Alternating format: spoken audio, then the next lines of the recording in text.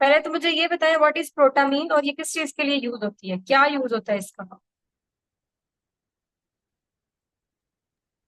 ये हेपरिन का antidote. Antidote होता है। हेपेरिन का हम्म। Antidote. Yes.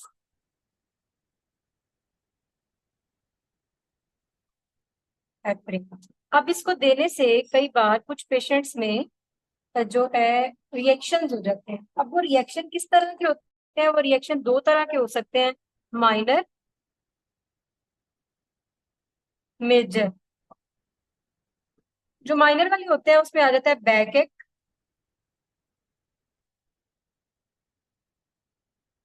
Flank pain. Flank क्या होता है बच्चों? नंबर वाला रीजन। हम्म। फ्लैंक पेन होता है जो आपकी साइड्स होती हैं, नॉट ग्रोइंग। फ्लैंक्स होते दिस वन, किडनी की पेन होती है मेनली, वो फ्लैंक पेन होती है। अच्छा जी, तो माइनर में आपके पास आ जाता है बैक एक, फ्लैंक पेन, फ्लशिंग। अब इनमें से कुछ फ्लशिंग के ही कुछ ऐसे पैरामीटर्स होते हैं या कुछ चीजें होती हैं जो स्वीयर रिएक्शंस में जा सकता है, जिसमें वेसोमोटर रिस्पॉन्स होता है।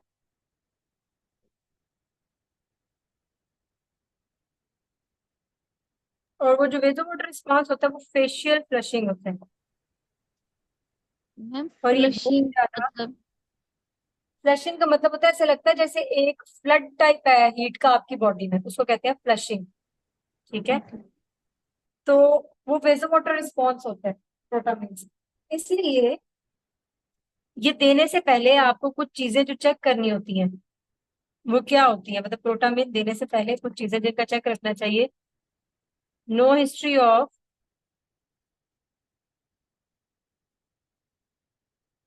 इंसुलिन, क्योंकि इंसुलिन का और प्रोटामिन का रिएक्शन हो सकता है, तो ये चीजें आपने पहले चेक करनी है। जो इंसुलिन डिपेंडेंट पेशेंट्स होते हैं उनमें मेजर प्रोटामिन रिएक्शन आते हैं, इसलिए पेशेंट्स जो हैं जो इंसुलिन ले रहे होते हैं उनमें पेशेंट कोलैप्स भी कर सकता है। ठीक है, तो इसलिए डायबिटिक पेशेंट्स जो हैं जो इंसुलिन ले रहे होते हैं, और जिन पेशेंट फिश, जिनको फिश से एलर्जी है वो भी ना लें। ठीक है, उनको कैट के बाद जो है वो प्रोटामिन नहीं देनी चाहिए। ये है प्रोटामिन के कुछ रिएक्शन जो वो पूछ सकता है। अगला है कंट्रास्ट इंड्यूस्ड रीनल फेलियर, उसका प्रोफाइलैक्सिस किस तरह से किया जा सकता है। तो जो कंट्रास्ट इंड्यूस्ड नेफ्रोपैथी होती है वो क्या होती है।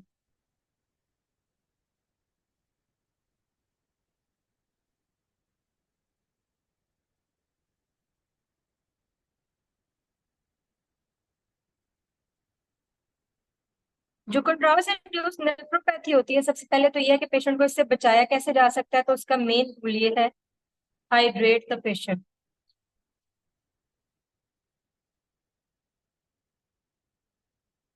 अगर पेशेंट प्रॉपरली हाइड्रेट नहीं होगा तो उसमें रिएक्शन होने के चांसेस ज्यादा होंगे। ठीक है, तो इसलिए पेशेंट को आपने हाइड उसकी हाइड्रेशन प्रोफाइल का आपने ख्याल रखना है।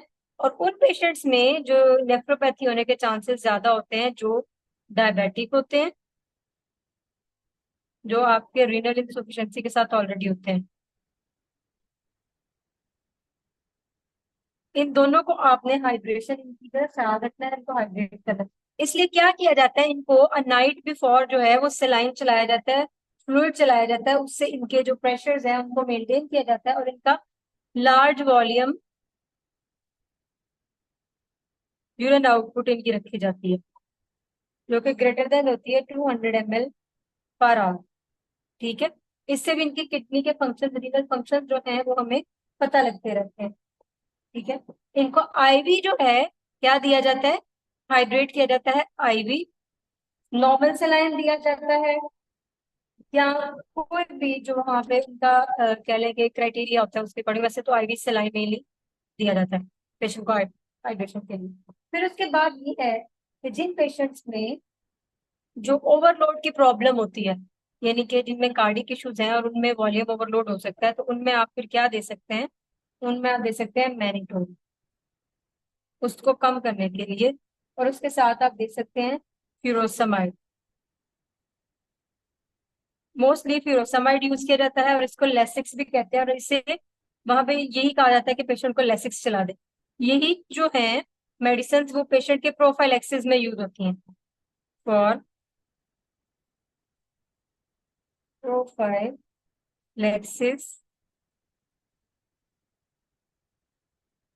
For contrast induced reaction. तो उसके लिए आप जो मेनली ड्रग्स यूज कर सकते हैं कंट्रास्ट इंड्यूस्ड रिएक्शंस को कम करने के लिए, उसमें आपके पास मैनिटोल भी है, फ्यूरोसमाइड भी है। इसके अलावा जो है एंडोथेलिन रिसेप्टर एंटागोनिस्ट भी यूज कर सकते हैं।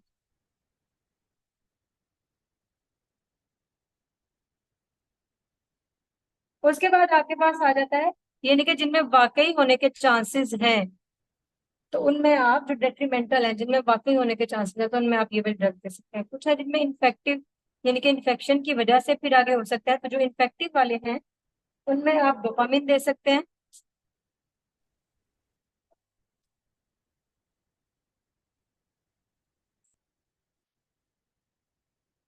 और कैल्शियम चैनल ब्लॉकर।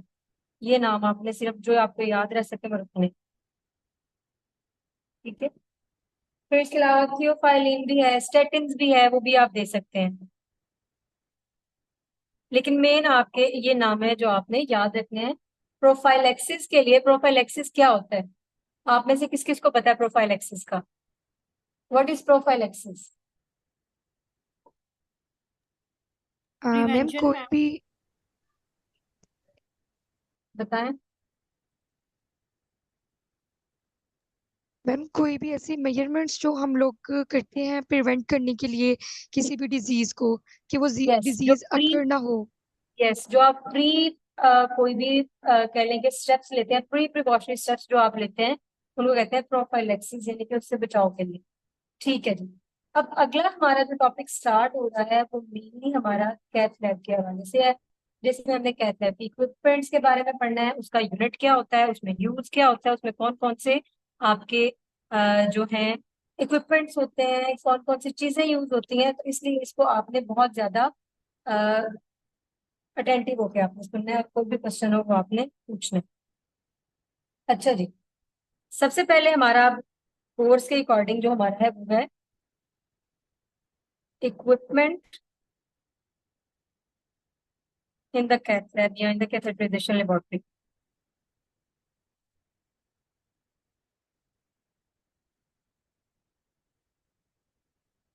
आपके ख्याल में क्या क्या कुछ होता है? कौन कौन सी इक्विपमेंट जो है वो आपकी कैथ लैब में मौजूद होती है according to you?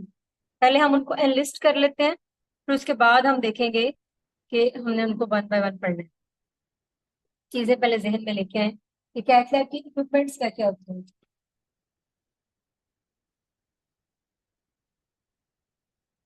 Ma'am fluoroscopic imaging system हो सकता है। ठीक है, एक्स ट्यूब हो सकती है हमारे पास।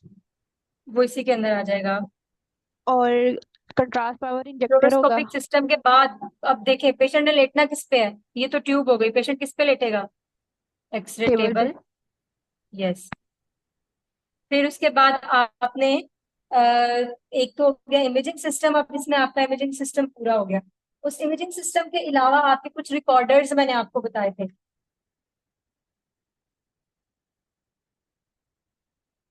जो मैंने बताया था बहुत इंपॉर्टेंट होता है।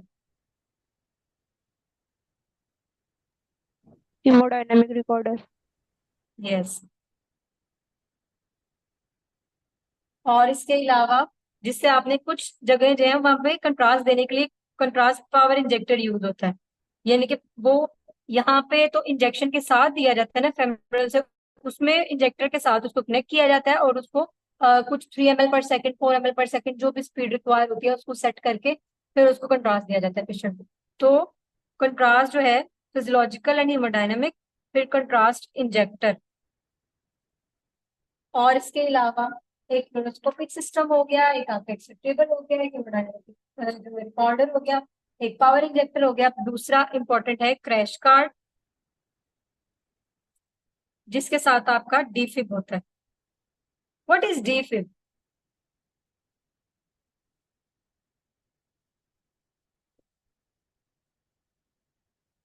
डीफिब किस लिए यूज होता है बच्चों?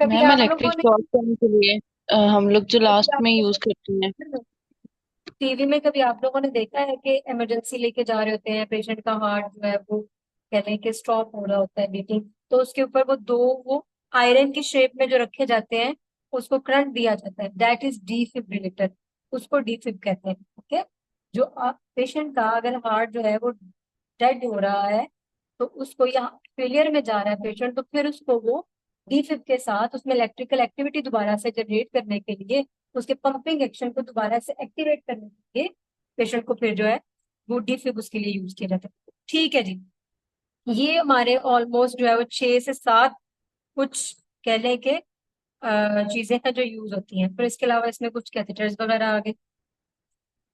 अब इनको वन बाय वन हम लोगों ने रीड करना है। सबसे पहले हमारे पास आता है फ्लोरोस्कोपिक यूनिट। बात करेंगे कि वो हेल्पफुल कैसे होता है, क्या काम करता है। ये फ्लोरोस्कोपिक यूनिट सेम वैसा है जैसे आप लोगों ने लास्ट ईयर में फ्लोर पढ़ी थी। ठीक है, तो फ्लोरोस्कोपिक सिस्टम, बल्कि इस साल है आपका मेमो के साथ ही है फ्लोरोस्कोपिक, तो सेम वही काम है यहाँ पे भी फ्लोरोस्कोपिक सिस्टम का। फ्लोरोस्कोपिक सिस्टम जो आपका होता है ये एक तो हाई रेजोल्यूशन,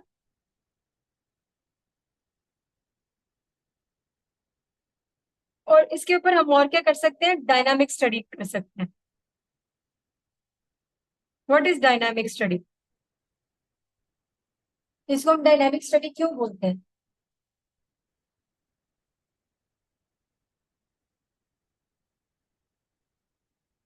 या फिर इसको आप साइन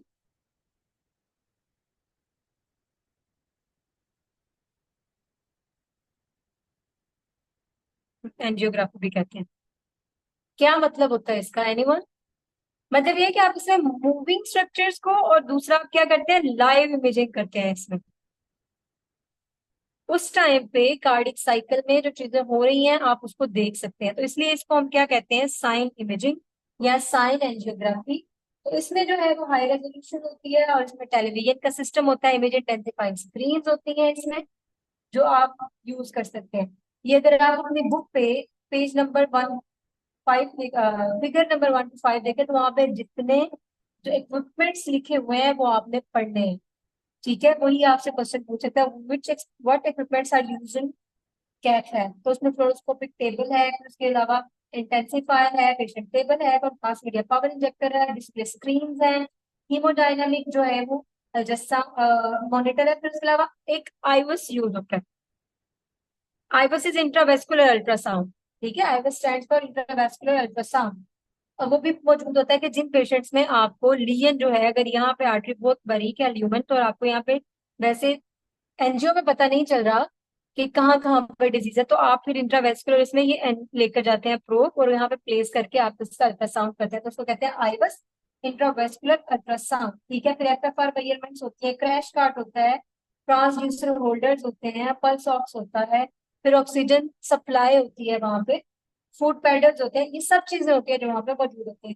फिर अगर उसके बैक साइड पे हम आ जाए, जो हमारा व्यूइंग पैनल होता है, जहाँ पे हमारा कंट्रोल रूम होता है, कंट्रोल रूम में भी कार्डियोलॉजिस्ट बैठ के देख रहे होते हैं, तो वहां पे आपके क्या क्या कुछ होता है, वहां पे भी सेम आपका हीमोडायनामिक मॉनिटर होता है, व्यूइंग कंसोल होती है आपकी, और इसके अलावा जो है वो जो आईवस को और उन चीजों को दिखा रहा होता है सामने, जो फ्रैक्शनल एफएफआर मेजरमेंट्स जो आप लेते हैं, फ्रैक्शनल फ्लो रिजर्व, ये चीजें यहाँ पे वैसे यूज नहीं होती हैं, एफएफआर मेजरमेंट्स और आईवस, ये बाहर के ममालिक में बेसिकली यूज होती है। तो जो हमारा फ्लोरोस्कोपिक इमेजिंग सिस्टम है उसकी हम बात करें तो एक हाई रेजोल्यूशन होता है, और साइन एंजियोग्राफी लेबोरेटरी से कहते हैं। इसमें जो है वो आपके पास एक सियाम होती है।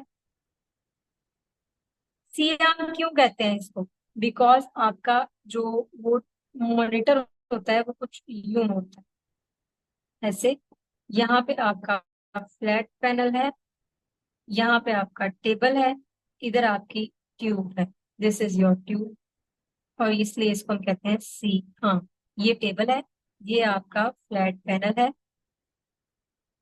ये आपकी ट्यूब साइड है, और यहाँ पे आपका पेशेंट टेबल है, जिसको आप जो है वो अप डाउन, इसको इसकी फुल डायरेक्शन में इधर इधर आप जो है वो 190 डिग्री का इसकी मूवमेंट कर सकते हैं।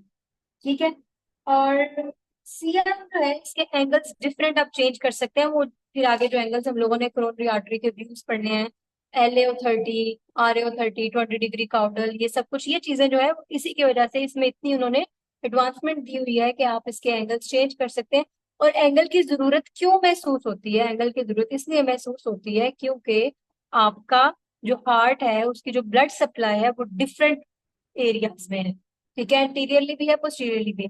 तो उनको व्यू करने के लिए आपको डिफरेंट एंगल से हार्ट को देखना पड़ता है, ठीक है। तो ये हमारा फ्लोरोस्कोपिक इमेजिंग सिस्टम। कुछ जगहों पे ये तो एक सियाम है, कुछ जगहों पे टू सियाम भी होते हैं, जिसको हम कहते हैं जो क्या कहते हैं उसको, बायप्लेन, ठीक है। अगर टू सियाम्स हैं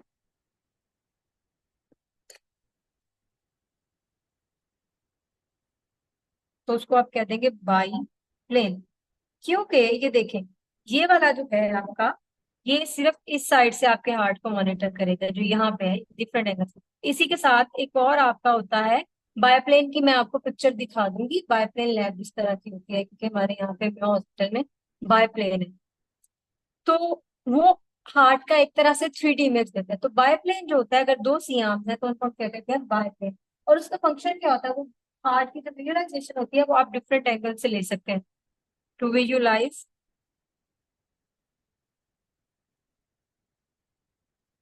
फ्रॉम डिफरेंट एंगल्स, ठीक है, डिफरेंट एंगल से आप उसको देख सकते हैं। और यहाँ पे फिर अगर दूसरे वाले में दो मॉनिटर्स लगे होते हैं तो इसमें चार मॉनिटर्स लगे होते हैं, ये डिफरेंस होता है। ये है आपका फ्लोरोस्कोपिक इमेजिंग सिस्टम। दूसरा हमारे पास आ जाता है एक्सरे टेबल, यानी कि ये जो हमारा पार्ट है,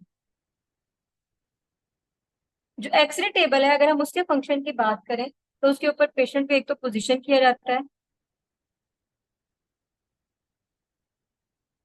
पेशेंट की मूवमेंट में असिस्ट करता है वो, ठीक है जी। पेशेंट जो है वो इजीली उसके ऊपर पैनिंग उसकी की जाती है। फिर कई बार क्वेश्चन किया जाता है व्हाट इज पैनिंग,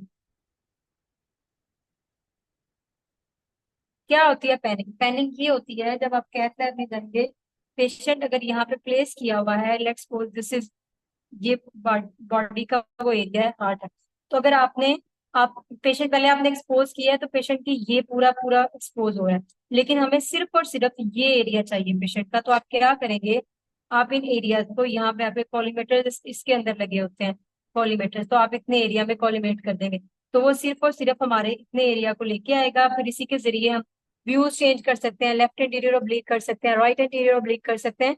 तो उस चीज को हम क्या कहते हैं, पैनिंग, जिसमें आप व्यू चेंज कर सकते हैं हार्ट को, जिस जगह पे इजीली हमें नजर आ सके उसको हम कह देते हैं पैनिंग। तो इसलिए पेशेंट को फ्लोरोस्कोपिक टेबल पे लिटाया जाता है, उसकी मूवमेंट्स होती है, और उसमें जो है क्या कहते हैं उसको, पैनिंग के लिए वो हेल्पफुल होता है, हेल्प इन प्रॉपर पैनिंग।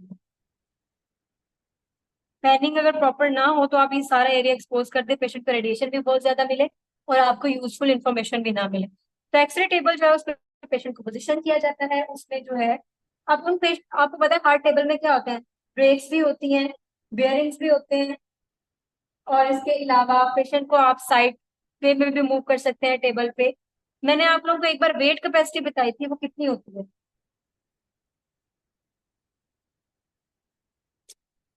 मैंने आपको इसके जो स्टार्ट में मैंने वेट कैपेसिटी बताई थी टेबल की, वो कितनी होती है, अगर किसी को याद हो तो? Ma'am 250 yes, KGs. 250 केजीज, ये पूछा जाता है, इसलिए इसको याद रखना है। और इसके अलावा इसके जो है वो ब्रेक्स होते हैं, अगर ये प्रॉपर फंक्शन ना करें तो आपका टेबल स्टक हो जाता है, आपकी मूवमेंट ही नहीं होती, तो वो प्रोसीजर करना ही मुश्किल होता है। तो ब्रेक्स होती हैं, इसके बेयरिंग्स होते हैं, ठीक है। और अप डाउन मूवमेंट होती है इसकी, लेकिन इसकी कुछ वेट लिमिट्स होती हैं। वो 250 केजी, अगर इससे ज्यादा आप वेट पेशेंट का लटा देंगे तो उससे क्या होता है, पेशेंट टेबल भी टूट सकता है और पेशेंट भी गिर सकता है, ठीक है। और हर हॉस्पिटल में 4 to 5 पेशेंट सिर्फ और सिर्फ वेट ज्यादा होने की वजह से उनको जो है वो डिनाई किया जाता है या रिजेक्ट किया जाता है, ठीक है जी। उसके बाद आ जाता है हमारा और फिजियोलॉजिकल और हेमोडायनामिक रिकॉर्डर।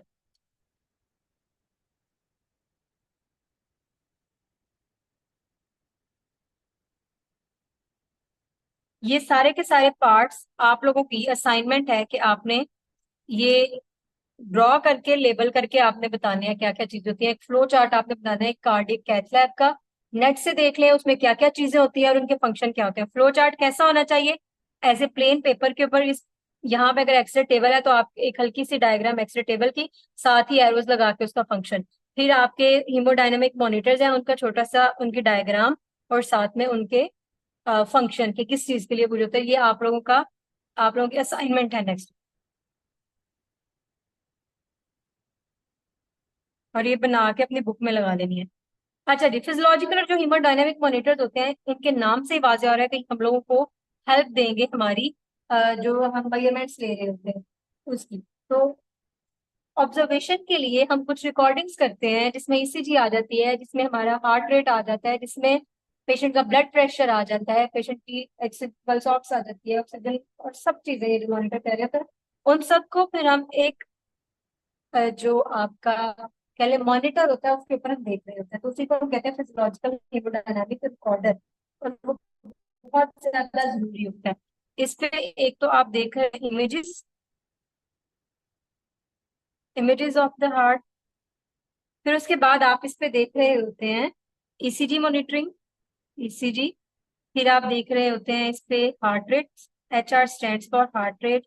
फिर आप इस पे देख रहे होते हैं अच्छा इसको PO2 भी लिखा जाता है, जो ऑक्सीजन सेचुरेशन होती है ये O2 भी लिखा जाता है, तो इसके साथ आप लिख सकते हैं ऑक्सीजन सेचुरेशन। उसके अलावा आप देख सकते हैं ब्लड प्रेशर, BP। अब ब्लड प्रेशर जो है वो दो तरह के होते हैं, इसके ऊपर दो रीडिंग्स आ रही होती है, NIBP and one is aortic. जो एओटिक वाला होता है ये इन्वेसिव होता है और इसकी रीडिंग जो है ये नॉन इन्वेसिव होता है। नॉन इन्वेसिव जो होता है जो आपके कफ से आ रहा होता है, जो आपने कफ लपेटा होता है उससे जो आ रहा होता है उसको कह देते हैं नॉन इन्वेसिव। जो आप ब्लड प्रेशर मॉनिटर कर रहे होते हैं BP कफ के जरिए उसको कहते हैं नॉन इन्वेसिव। और जो आप कैथेटर के जरिए ले रहे होते हैं उसको कहते हैं इन्वेसिव। तो ब्लड प्रेशर दो तरह के आते हैं, नॉन इन्वेसिव, इन्वेसिव। ईसीजी आ रहा होता है, हार्ट रेट होता है, पल्स ऑक्स होता है और यानी कि ऑक्सीजन सेचुरेशन होती है और उसके अलावा RR रेस्पिरेटरी रेट आ रहा होता है। ये चीजें हैं जो आपके हीमोडायनेमिक मॉनिटर जो है वो दिखा रहा होता है। इसके बाद हमारे पास जो एक चीज आ जाती है मैम वो है हीमोडायनामिक वाला रिपीट कर दो। जी, क्या कह रही हैं? हीमोडायनामिक वाला दोबारा बता दो। हीमोडायनामिक में हमारे पास कुछ चीजें होती हैं जो हम लोगों को उस स्क्रीन के ऊपर नजर आ रही होती हैं, उसको क्या कहते हैं? उनको हीमोडायनामिक स्क्रीन्स कहते हैं या मॉनिटर्स कहते हैं। और उनमें क्या क्या चीजें नजर आ रही होती हैं? एक तो इमेजेस जो हमारी हार्ट के हम लोगों ने लिए होते हैं वो नजर आ रहे होते हैं, ठीक है। और उसके अलावा हमारे पास जो रीडिंग्स नजर आ रही होती हैं उनमें ईसीजी होती है, उनमें हार्ट रेट होता है, उनमें ऑक्सीजन सेचुरेशन होती है, उसमें रेस्पिरेटरी रेट आ रहा होता है पेशेंट का कितना है। और इसके अलावा ब्लड प्रेशर दो तरह का होता है। ब्लड प्रेशर जो है उसमें नॉन इन्वेसिव है और इन्वेसिव है। इन्वेसिव का मतलब ये होता है कि जो इंटरनली आप बॉडी से ले रहे होते हैं। तो यहाँ पे इन्वेसिव वो होता है जो आपके कैथेटर के जरिए और आपका जो मैनिफोल्ड सेटअप आपने रखा होता है उसके जरिए जो आ रहा होता है आप बस डायरेक्टली ब्लड प्रेशर, उसको कहते हैं इन्वेसिव ब्लड प्रेशर। ये अब आप लोगों ने अपनी कैथ लैब में जाके पूछना है अपने टीचर से। और नॉन इन्वेसिव वो होता है जो आप लोग नॉर्मली घर में जैसे हम ये करते हैं तो वो BP कफ लगा होता है, लेग पे लगा होता है या आर्म पे, उससे जो रीडिंग आ रही होती है वो नॉन इन्वेसिव होती है। आगे कंट्रास्ट पावर इंजेक्टर। नॉर्मली मैंने आपको बताया था कि जो इंजेक्ट करते हैं कंट्रास्ट मीडिया को वो किसके जरिए करते हैं?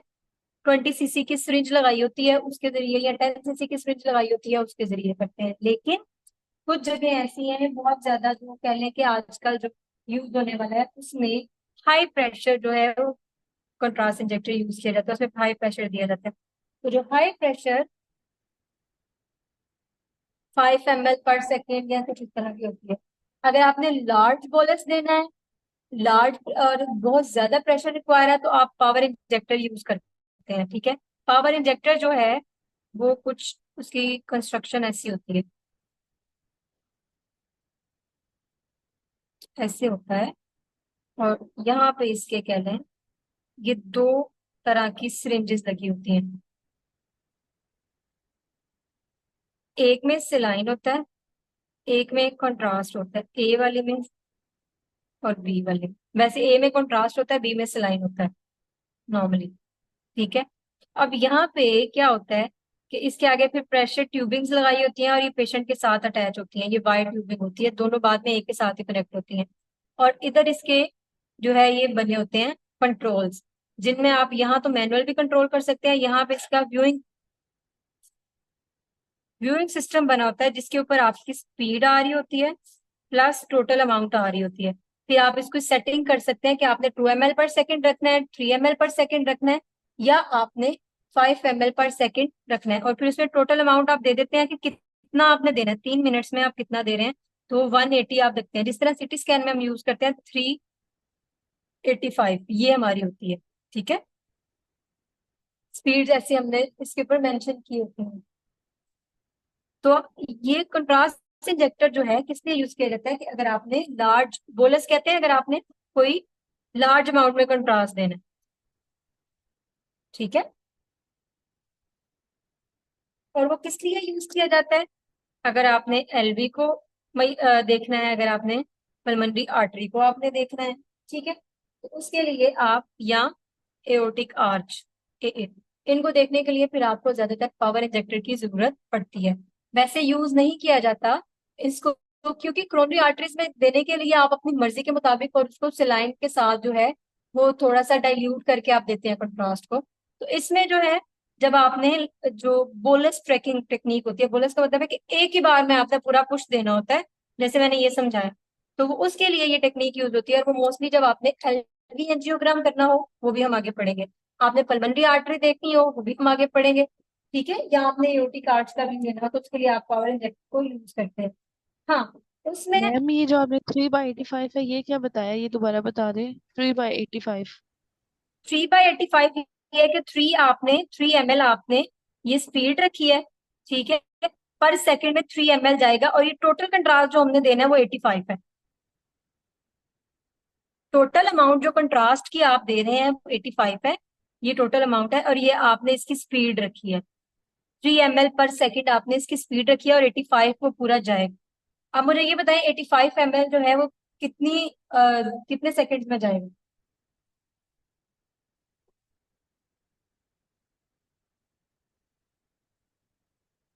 ऑलमोस्ट 27-30 सेकेंड्स में। ठीक है। तो ये चीज है कि इतना टाइम लगेगा। अब जब हाँ हम क्रोनरी आर्टरीज के लिए भी यूज करते हैं और उसके लिए हम स्पीड क्या रखते हैं, उसके लिए स्पीड आपकी बुक में जो मेंशन की हुई है 3 और 8 ml पर सेकेंड आप दे सकते हैं इसमें। ठीक है। बस नॉर्मली यूज नहीं किया जाता। ठीक है। और इनमें आप यूज कर सकते हैं 10 to 25 ml और 40 ml, 40 to 60 ml पर सेकेंड भी यूज होता है। ये आप कर सकते हैं, बुक पे आपके लिखे हुए हैं हर एक की सेपरेट सेपरेट। अगर आपने पल्मोनरी आर्टरी देखनी है तो उसमें 10 to 25 है। एलवी के लिए आपका 10 to 20 है। एओर्टिक आर्च के लिए ये है 40 से 60। ठीक है। ये बुक पे लिखा हुआ आप देख सकते हैं। तो ये इसमें स्पीड्स वगैरह इंजेक्टर को दी जाती हैं, उसको सिलेक्ट करके ऑन कर दिया जाता है और वो ऑटो पे खुद ब खुद उसको लेता है। आप लोगों ने इसकी वीडियोस देख लेनी है नेट से, अगर आपके पास वहां वैसे लैब में है कहते हैं। अब ये है, इसके साथ एक और चीज लगी होती है जिसको कहते हैं पावर इंजेक्टर सिस्टम के साथ आपकी एक और चीज लगी होती है जिसको हम कह देते हैं प्रेशर, जिससे आ रहा था प्रेशर मॉनिटरिंग, और उसको कहते हैं ट्रांसड्यूसर।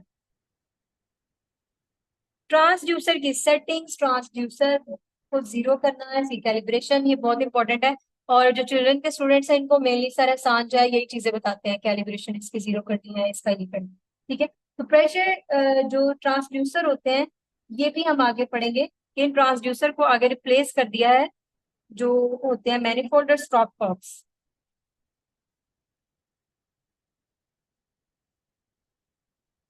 जब तक आप अपनी इसमें रोटेशंस नहीं करेंगे आपको समझ नहीं आएगी। ठीक है।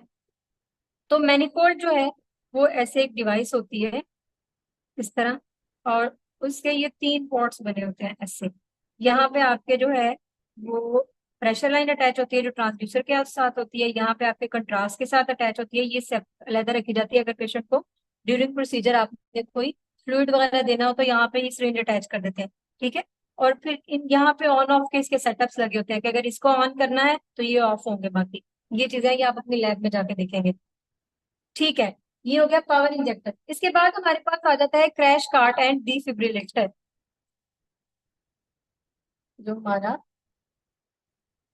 फिफ्थ पॉइंट है वो है क्रैश कार्ट। अब उसमें ये है कि आपको क्रैश कार्ट की चीजें पता होनी चाहिए कि उसमें क्या क्या होता है। Go to your NGO department and ask them कि क्या क्या चीजें इसमें मौजूद है। जो आपने क्रैश कार्ड बनानी है उसके साथ आपने उनसे पूछ के लिखना है कि क्रैश कार्ड में क्या क्या चीजें हैं। इस असाइनमेंट के लिए आपके पास 2 दिन है।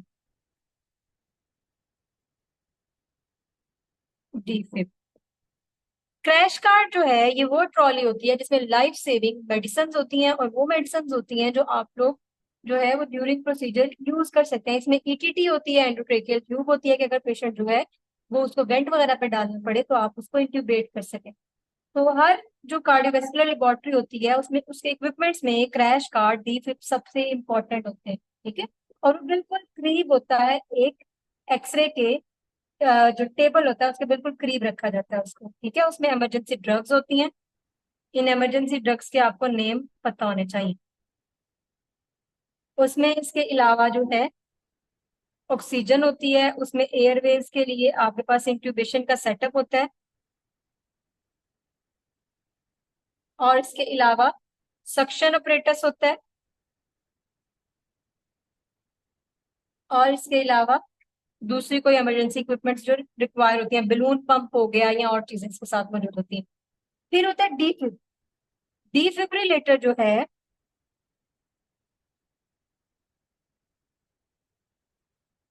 ये प्रॉपरली चार्ज होना चाहिए। इसको बहुत ज्यादा हाई वोल्टेज पे इसको चार्ज किया जाता है, और प्रोसीजर जब पेशेंट के आपको वाइटल्स जो हैं वो डिस्टर्ब होते हुए नजर आ रहे हो, कम या ज्यादा होते हुए नजर आ रहे हो, तो फौरन से जो वहाँ की नर्स होती है वो डिफिब को चार्ज करती है।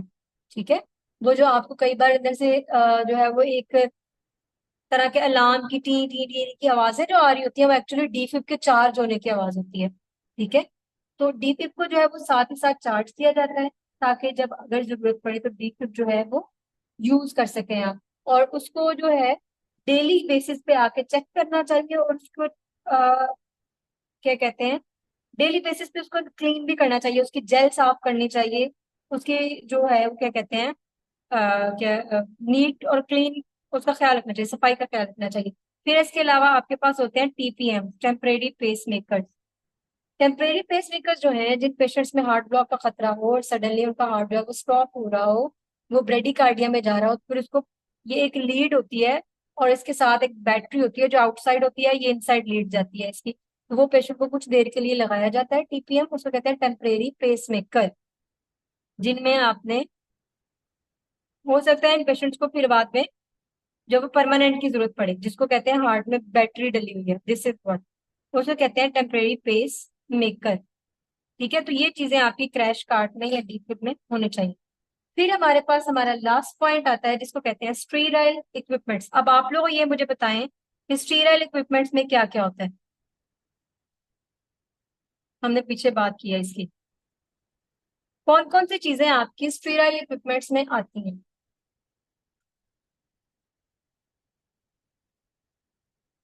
हर पेशेंट के लिए एक स्टीराइल ट्रे जो है वो सेपरेट होती है, जिसमें गाउन होता है उस पेशेंट के, ड्रेप्स होते हैं उसमें, जो वहां पे काम करने वाले लोग होते हैं उन सबके लिए गाउन होते हैं, ग्लव्स होते हैं, ईच एंड एवरीथिंग। तो स्टीराइल इक्विपमेंट्स जो हर पेशेंट के लिए डिफरेंट होते हैं, उसमें सिरिंजेस होती है, उसमें बेसिन्स हो जाते हैं, उसमें फ्लश एंड सोल्यूशंस हो जाते हैं, मैनिफोर्ड, स्कैल्पेल्स, क्लैंप्स, ईच एंड एवरीथिंग जो आपकी कैथ लैब में होती है वो होनी चाहिए स्टीराइल। तो एनजीओ में हमारे पास जो आते हैं वो स्टीराइल पैक्स या स्टीराइल जो ट्रेज होती हैं जिसमें पेशेंट का सामान होता है।